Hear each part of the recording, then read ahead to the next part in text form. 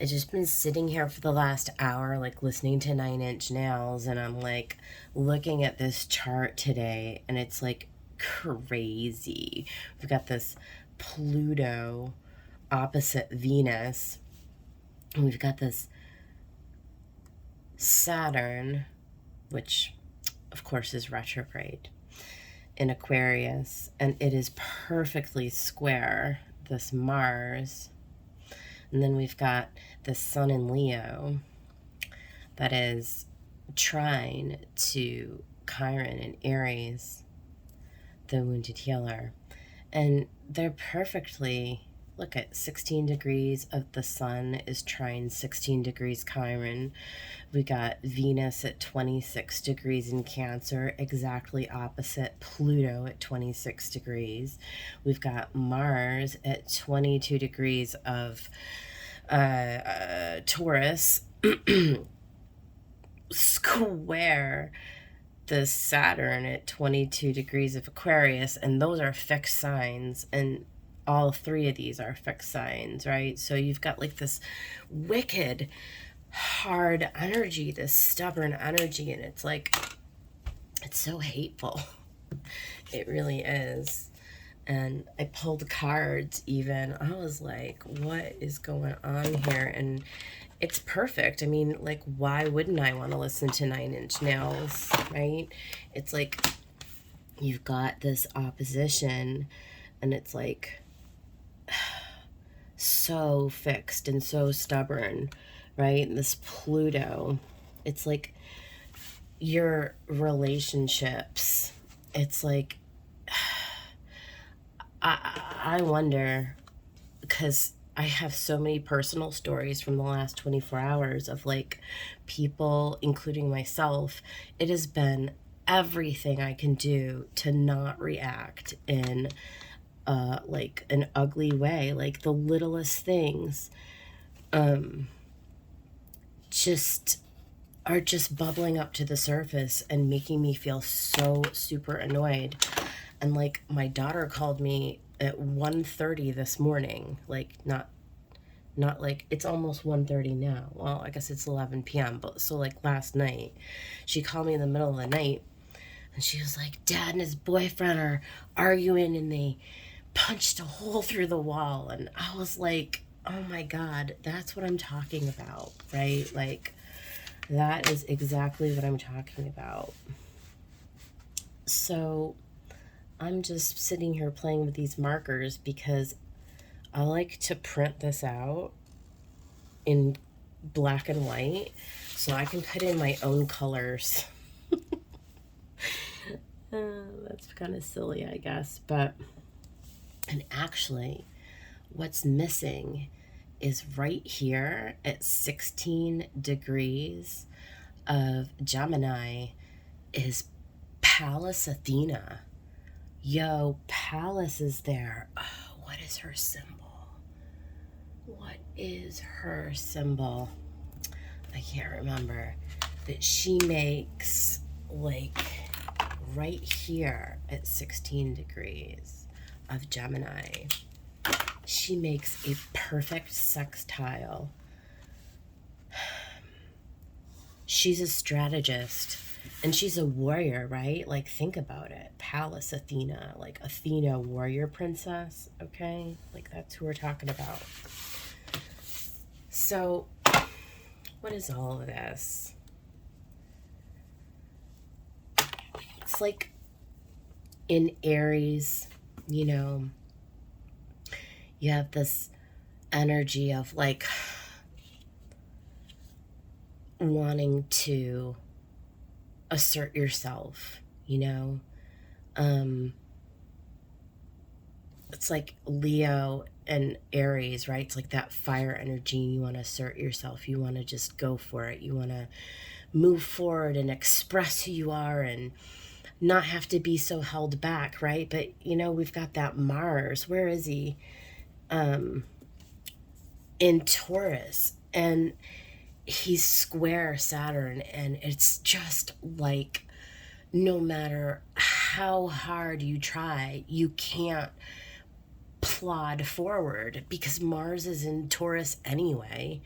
and he hates it there because it's like wading through muck. It's such a fixed, earthy energy, and it's hard. It's like, you know, when you go hiking and you have like tall weeds, and and it's like marshy and swampy, and the terrain is all like got sinkholes in it. It's like that. That's what like Mars and Taurus is. And then it's like square the Saturn in Aquarius, and it's just so frustrating. It's such a frustrating energy, and you want to be responsible, and you want other people to be responsible, and you want to do the right thing, but God, you just can't get the right, like, you just can't get the right things to line up in order that you need them to. And then you have this Pluto opposite Venus, and it's like all of a sudden all of this stuff comes up from the depths. You know, Pluto, it's like it comes up and it just throws up out of you, and you just find yourself like you can't hold it. Well, I mean, you can hold it back, but still it's a palpable irritation. You know, it's a palpable irritation. And look at, when I ran this chart earlier today, the moon was at 29 degrees in Sagittarius, and it was just like, oh my God, like the critical degree, 29 degrees, you know.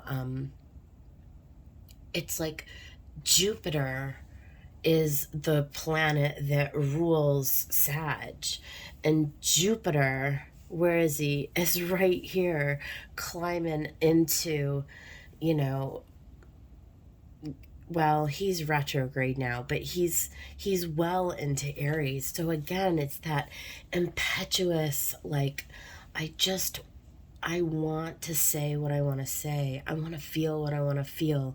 I want to be free. I want to be free, and I'm so fixed in my ideas. I'm so set in my ways. There's this palpable feeling of like not being even capable of negotiating with anyone. It's your way or the highway. Like, it's that kind of energy. And look at these cards. I was like, all right, tarot universe, give me like for these transits. And look at we got, let me see, yeah, that's good. We got the Chariot.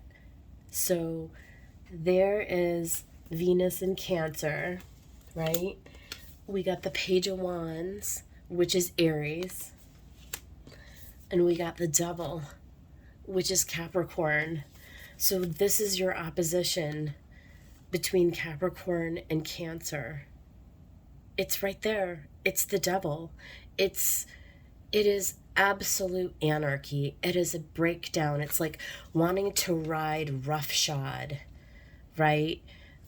To push in Cancer, and it's like all you want to do is push forward, and at whatever cost, with this Page of Wands. But look at it, he's a child. He is just a child, and he's so exuberant and so just willing to go. But you can't, you know, you can't, because, you know, down there in Capricorn, in this late degree, this 26th degree, it's like all of the muck and the mire that is stuck down inside, it's being purged out, you know. And it's, you have this opposition, and this argument ensues, you know, with this Devil. It's like you can't ignore what has been pushed down. It's just the energy is so primed right now to come up. Look at, we've got the Sun in Leo, shining a light on this bad boy. And we've got the King of Wands, again, more Aries energy. It's a mature energy, right? But it's so masculine. There's hardly any feminine here. I mean, maybe this Mercury in Virgo, which, by the way, Mercury is in Virgo with this Nine of Coins. And it's like, you want to enjoy your life, you know, Nine of Coins. Like, I have this plan for my life. Look at all these cards together. I mean, I could just hold them all up together. I have this plan. I want to move forward. I want to enjoy my life, right? I want people to do what I want them to do. I want my way, right? People should follow my lead. I'm the King of Wands. I know what's best for people. I know how to claim my authority. I know what it means to be abundant. I'm the one with the plan, Mercury and Virgo. I say what goes, right? And it's like Leo. What would Leo do? Leo's like, yes, I have a creative plan. Now let's all just join in. I mean, kumbaya, like, here we go. Let me shed some light on the situation. Let me bring some light out of the darkness here, you know? And then on the bottom, we've got this King of Swords and this King of Cups. Again, all this masculine energy, right? And it's like, I know what I want. I know how I feel. I'm in control, right? People should listen to me. People can trust me. I have elevated myself to this level with the King of Cups, right? I'm not going to get out of control, or I need to not be out of control, because I'm emotionally being like triggered today really bad with all of this energy. Let me put these back. And then in the final scene, we have Scorpio with death, transformation. And interestingly, there's nothing in Scorpio today, not a thing. But, I mean, as an opposing energy, an empty house across from all this Taurus, that's the purge, man. That's the dump. That's getting all of the energy that wants to come out. It's like, what's the message? What is the message?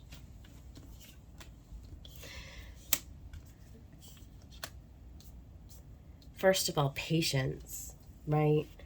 There's some kind of a transformational energy through all of this. A lot of this has to do with masculine energy right now that's being transformed, to be honest. I feel like there's not a lot of feminine kind of going on, although at the bottom of the deck, we've got the High Priestess. I mean, it's best right now to spend as much time away from other people as you possibly can. I can say that. It's definitely time to allow a new perspective to come in, and that's what the sun with Chiron is. It's kind of reflecting back. It's reflecting back for a little bit as you are like really hoeing out this deep Plutonian energy here with this death card, right? I would say these three major arcanas together, the death, the devil, and the sun. And it's really taking a deep look at this really deep-seated energy. Like, where have you been wearing a false mask, right? Where have we been keeping things suppressed and pushed down and not really being honest with ourselves? Not really. Kind of going along for the ride, you know, it's like the little things that we do, right, as we go through life. The little things like, oh, it's fine. Never mind. I'm not going to worry about that. Or I'm going to give you a pass. I'm not going to hold that against you, like, but we push it down. And it's not that it's not like it goes away. It's like it just get pushed down and pushed away, and then it like turns into resentment over time. And then you get transits like this, powerhouse clusters like this, where you have planets in fixed signs, right? You've got that whole cluster, the Mars, Uranus, North Node, and Taurus, right? You've got the opposition. You've got squares. It's a great opportunity, right? It's not like the end of the world. It's no big deal. You'll get over it. You'll get through it. But you're going to have to, I guess what the cards are saying is we're going to have to go on a ride. We're going to have to go on a journey. We're going to have to like really initiate something here in order to really dig deep into this devil energy and this sort of like really deep-seated stuff. The stuff that like normally we don't really want to face it because it can be scary. I mean, it could be like rage, right? It could be like a deeply seated rage that comes up and comes out with this energy. And, not really taking into consideration anyone else's feelings, let alone your own. And acting sort of like, I know that these guys are kings, right?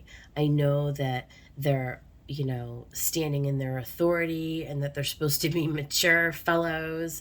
But I feel like in this reading, it's like, where are we being so full of ourselves? Where are we being so unyielding and so ego-centered, right? Like, so ego-centered. It's like part of the ego that needs to die. It really does. It's like the part of you that, like, it's like bad behavior,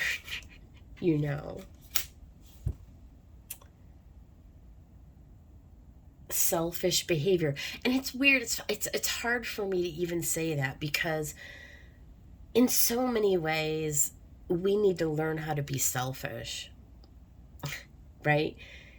We have like a very like twisted sense of what that word means. Like it's kind of like a buzzword. Like it's a cultural trigger word. Like we're all like conditioned to be like, oh, I'm not selfish. No, you need to be selfish, but like selfish in the correct way. Selfish in a self-nurturing way, like not going along with what other people say and do and then like simmering for years because you have held back your own dreams and your own aspirations, right? And you went along with what somebody else told you to do, whether it's your family or your friends or just from just social media being so prevalent the last 10 years. And it's like you watched what everyone else did and you wanted to do what they were doing. And so you pushed down the authenticity of like who you really are. It's like me doing this reading. I'm just at a place where I don't give a shit anymore. I mean, I don't care what it's supposed to look like. And if it has a great introduction and a great middle and a great ending, I don't care if the story comes out exactly right or if I like say it all in a certain number of minutes or if I follow a particular format or if I clarify all the cards, or if I do love readings, which, how am I going to do a general love reading that's going to apply to like really anyone? I don't know.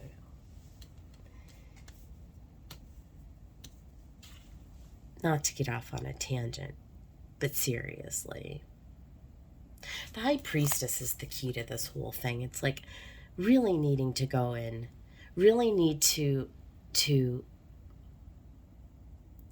really start to do the manifestation work. And I think that's why I'm kind of on a ranty rant tonight, because I think I've realized finally, I'm beginning to have a breakthrough about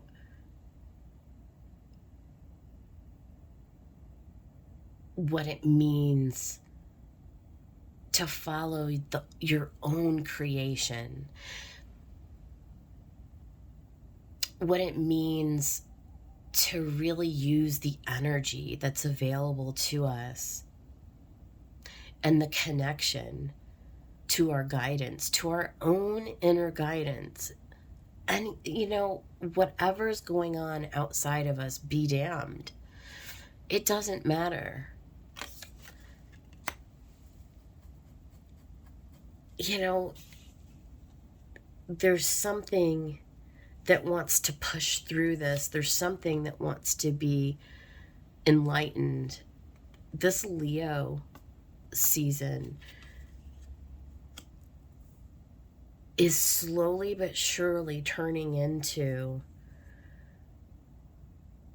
like a bigger opportunity than I thought it was going to be just even a week ago. Like a week ago, coming out of Cancer season, boy, it was a rough, I don't know, it was a rough July. The energies were scattered, and I couldn't make heads or tails of what the hell was going on. And I know I'm not the only one. I've talked to people who felt that. And so coming into Leo season, I was like, okay, I don't even know how to get to my center. But very, very quickly, it's starting to reveal itself. There's a lot of really, really good energy here. If you can harness it, right? You really have to see death and appreciate death for what it is. It's radical acceptance of the light that sort of lives inside the darkness, right?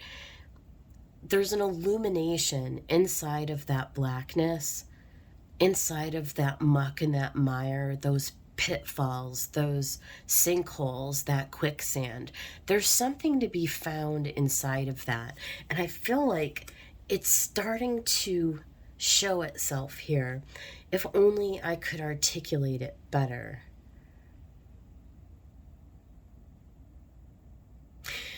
Even though this is so childlike, and you know, but the good thing is that it's kind of innocent.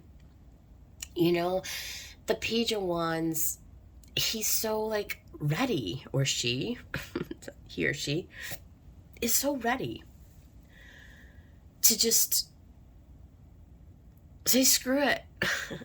I'll take the assignment, pick me, I'll go do it, you know? And so even though there's a little impatience, even though there's a little childishness and inexperience, right? Lack of experience,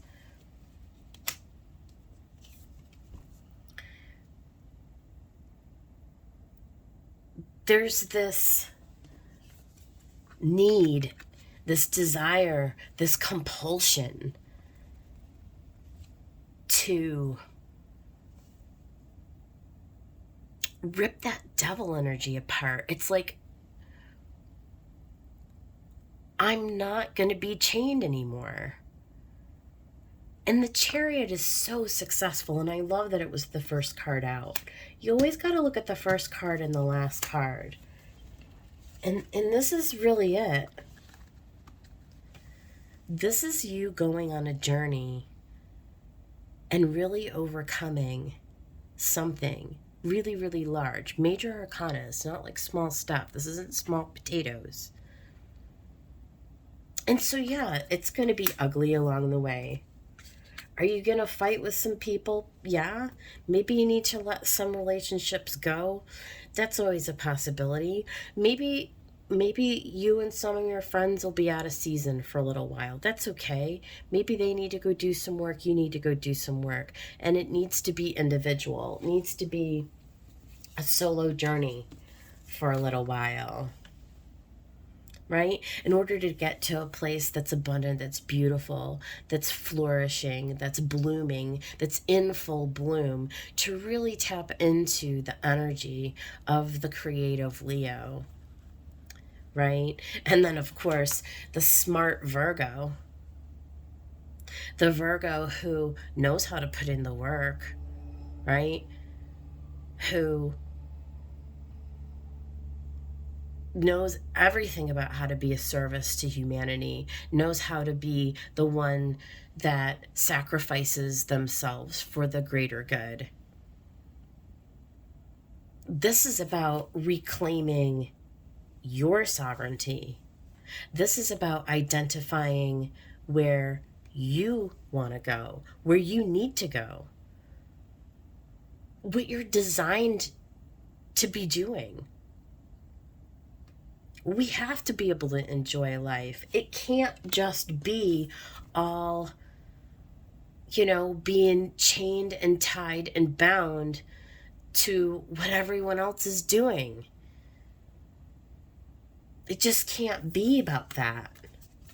And I feel like the High Priestess is saying, look, where are you going to find celebration? Where are you going to find happiness? Happiness is inside of you, right? Happiness isn't found outside. It doesn't matter how much money you have. It doesn't matter how many possessions you own. You can take all the drugs you want. You can drink all the alcohol. You can have all the sex. You can own all the clothes. You can go on all the vacations. You can have all the cars, all the houses, all the food, all the whatever, all the luxury that you want, and still be miserable. It's just that transformational energy that's here. I feel like it's the masculine that's being transformed this time.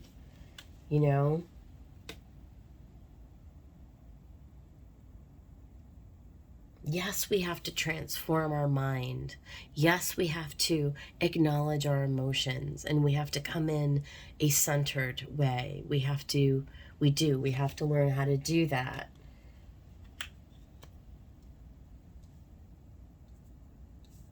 But we have to be the leaders. These kings, these three kings, we have to be the leaders in our life. We have to be the ones who make the decisions for ourselves. And we have to connect with our own inner guidance. I watch Abraham Hicks a lot. It never gets old. It never does. It never gets old. It's when she goes on her rants about how we need to be talking to ourselves in a productive way, how we need to tap into our emotions in order to manifest our reality. We can't do it.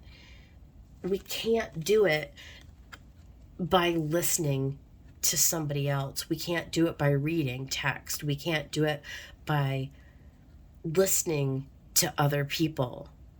Yes, we can get inspired this way, but the real work comes in transmuting our desire, our emotion, and emoting, in expressing ourselves, healing our way of expression, of going back to the beginning, going back to an earlier time when, before the world sort of got a hold of us and sort of like got us pigeonholed into, oh, I have to do this because if I don't do this, somebody might criticize me. I'm going to stand out. I don't want to stand out. I don't want to look a certain way. No, it's the whole other side of this. It's bridging the gap. It's going back and being like, remember when you were a little kid? You think about what little kids do. They're crazy. They're insane. They're like outside screaming and running around in a circle, and little Jimmy's like got a stick and he's talking to his like imaginary friend out in the front yard, and little Jimmy don't give a crap. Like all the adults are looking at him like, what's that crazy kid doing out there? But you know what? He doesn't even notice. He is just out there playing in the front yard, having a hoot, enjoying his life. And I feel like that's the inspiration of this energy. It's transmuting all of these deep emotions, really, really tapping into them and identifying them and saying, you know what? I really, really used to love painting. And I remember when I used to paint all the time and how liberating it was and how freeing it was and how in the moment I was. And nothing else in that moment mattered except for what I was doing to create with that painting. And it's sort of like me with astrology now. I'll sit down and I'll just start looking at a chart and I'll just get into it, and then I'll start thinking about it, thinking about the archetypes and tying all the planets together and looking and doing all the math and sitting and drawing with my markers and outlining all of the shapes with my pen. And it's it's like when you get lost in something that you really love doing. That's the kind of energy.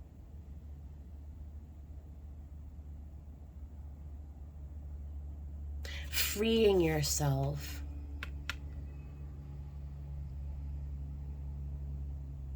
And starting to claim for yourself what you're meant to do. Understanding that energetically you have the ability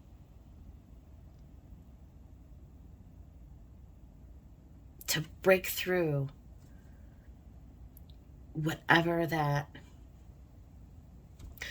wall of that holding back, that not expressing yourself, right? That fear.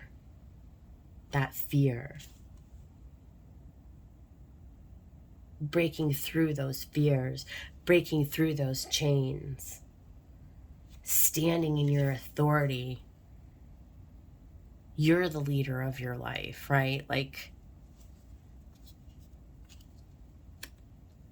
shining a light in that darkness. These energies will pass, This frustration, this frustrating energy between Saturn and Mars being held back,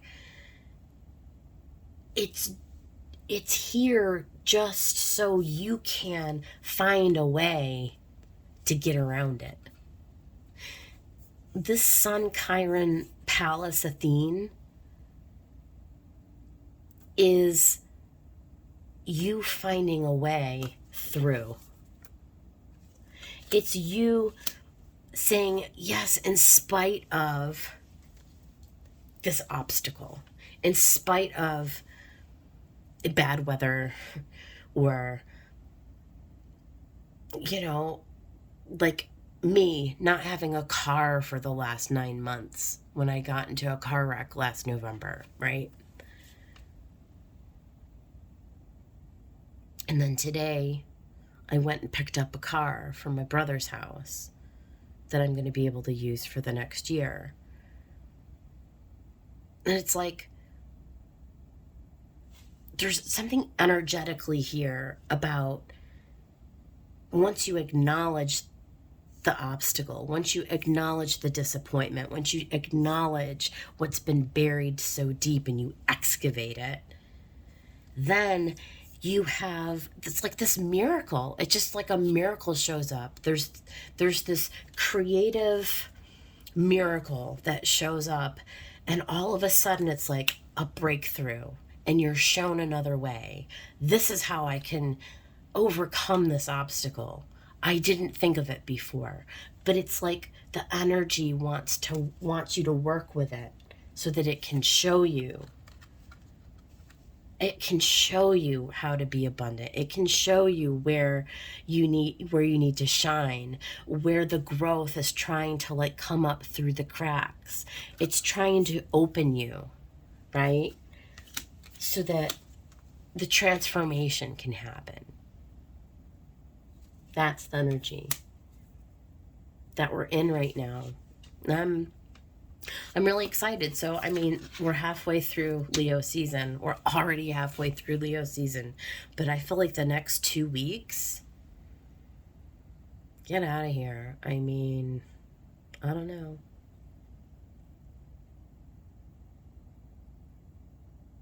I got some other charts that I've been looking at further down the line when we get into August, and I'm really excited. I can't wait to do a video on them. But this is the energy as it is today, and so I'm really curious to see how this is going to expand and how this is going to open up.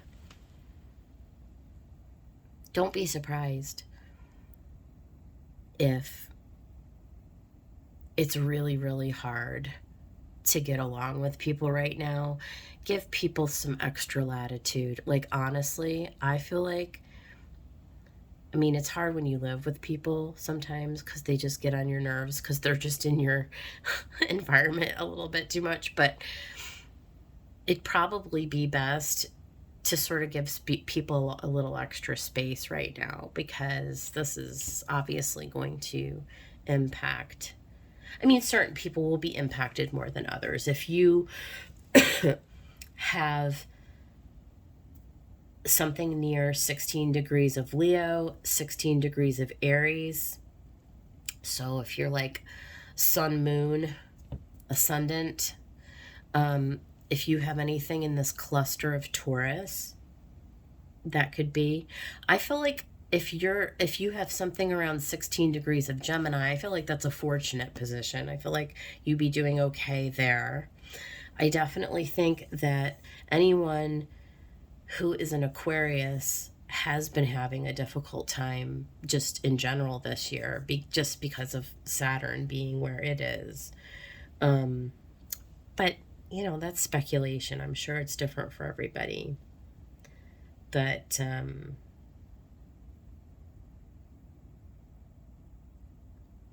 I think if you're a Virgo, you're in a good spot as well. I think Virgo and Gemini, both being ruled by Mercury, are in pretty decent places right now. I think that you're able to be in a pretty balanced mental state at the moment. So I feel like those signs are doing okay. I think Pisces is a little bit in malaise right now, just because we're in the middle of a lot of like kind of rough energy, and I feel like we're just kind of like in the middle of it. And maybe for a lot of Pisces, they're like in a kind of a void space right now where they're just kind of like waiting it out. That's the sense I get with Pisces. I think Aries are very irritated right now. I think Aries are prone, especially if you're an Aries male, that you're prone to outbursts, for sure. Taurus, I feel like Taurus is kind of bogged down right now. I think that if you're a Taurus, you're probably dealing with a lot. If you're a Cancer or a Capricorn, I also think you're dealing with a lot right now. I don't know about Sag. You guys are kind of an outlier at the moment. I feel like this is really quiet right now. Libra, Scorpio, and Sag are kind of quiet at the moment. My daughter is a Scorpio. Things seem to be pretty quiet with her. My sister is a Libra. I haven't really heard a whole lot from her. I have Sagittarius friends, haven't heard a peep from them. I heard from my Virgo friend today, but like only 2 words. And I haven't heard from my Gemini friend in 2 weeks, so don't know, like she's off the radar someplace. So I think that if you're these signs, you're just sort of holding your own. I think Pisces is sort of like meh.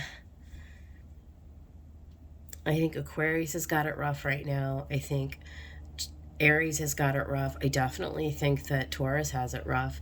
And I think that Cancer and Capricorn